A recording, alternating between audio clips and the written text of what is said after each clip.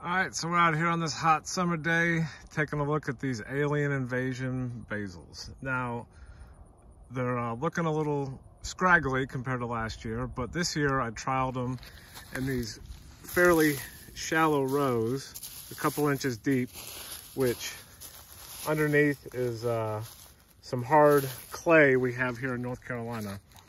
And we just had a drought recently, and I barely gave them a drink of water. So the Alien Invasion are mostly in this first row.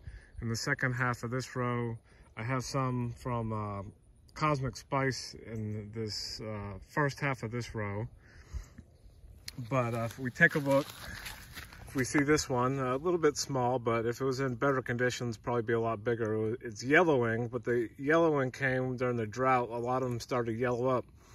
They started putting all their energy into seed production. The Alien Invasion is a basilicum-like basil crossed with a temperate tulsi, which temperate tulsi has been identified as a wild-type basil from East Africa. Rico Check of Strictly Medicinal Seeds has been to East Africa and Tanzania and seen it growing wildly there. It's not an Indian holy basil, which many people believe it to be. It was misidentified in the 1980s as a Indian holy basil, and it's carried on ever since then. But the Alien Invasion, we take a look.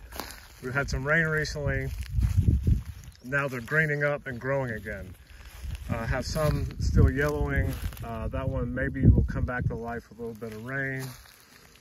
But very hardy plant. They flower like crazy, very hardy.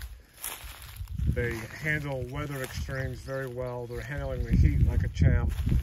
The wild type genetics caused them, like I said, to put all their energy into seed production. The seeds were quickly dropped out of the plant. That's probably something in the wild that a plant would do to ensure its propagation, that in a drought condition, it would put all its energy into seeds, drop the seeds, and then it would propagate itself. So this year, in these harsh conditions, they're doing quite well, and they're starting to bush out. They were, some of them, a little bit scraggly at first, but they're interesting. You see, like on this branch, it has the nodes, and from each node now is growing another one, and then later it'll branch again. So these things by the end of the season should get really bushy. Last year they grew into incredibly dense plants, almost like a scrub bush.